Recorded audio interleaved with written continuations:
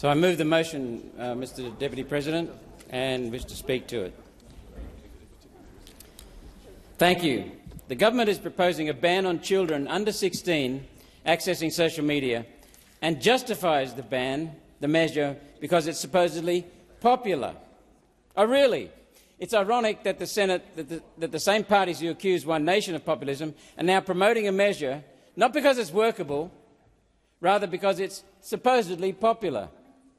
A true Conservative, though, would support parents supervising their own children in their own home. That's not what Mr Peter Dutton's doing. A true Conservative opposition leader would not be promoting big government replacing parents. Instead, he would be making device supervision easier for parents.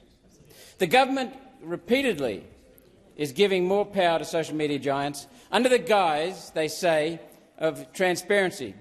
They're not revealing anything. We still don't see their algorithms. So social media giants, we still don't see their algorithms. International players who have control over our space.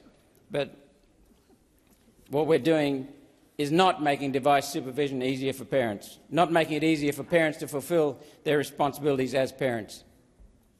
It's time social media companies, plus Apple, plus Microsoft and Android, made their parental locks easier and more powerful. So let's start there.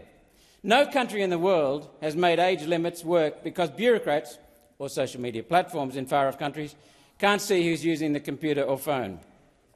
The only people who can see what the child is doing with their device are the people in their home, with them, the parents. It's a parental duty. It's a parental responsibility. It's a parental right to raise their children and to supervise their children. If this proposal from the government goes through, parents allowing their children to watch cartoons and educational shows on free-to-view social media, including YouTube, would be breaking the law. Parents supervising their children would be breaking the law. Watching the same material on Foxtel at $99 a month would be legal. Does that seem right? Not to me, it doesn't.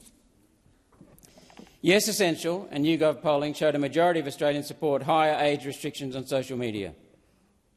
This is the same Essential poll which found 17-year-olds should be able to buy alcohol and watch pornography, and also recommend the age for criminal responsibility should be raised to 14. Who did they ask?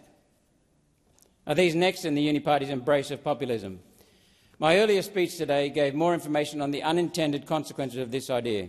I will post the speeches together on my website. This problem is as old as the internet, and it's not going anywhere.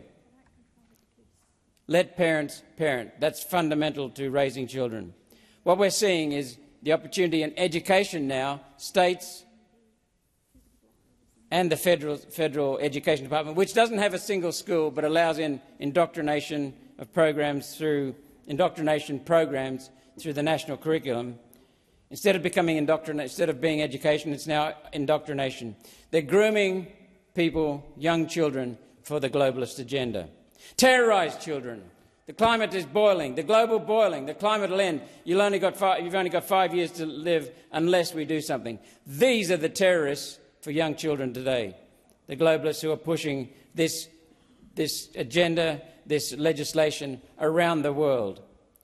One Nation supports this matter being referred to a Senate inquiry, where technology experts can testify on the harms and unintended consequences of replacing parental supervision with government overreach, government control. We need to let parents parent. Instead of giving more power to the globalist corporations, instead of giving more power to the internet behemoths, we need to put the power back with parents and let parents look after their children. As I said before, it is a parental duty, a parental responsibility, a parental right. I am sick and tired, and so are so many parents across this country and grandparents, sick and tired of the government trying to be a nanny state to protect their kids, all the while grooming their children for control, whether it's directly through education or indirectly through social media.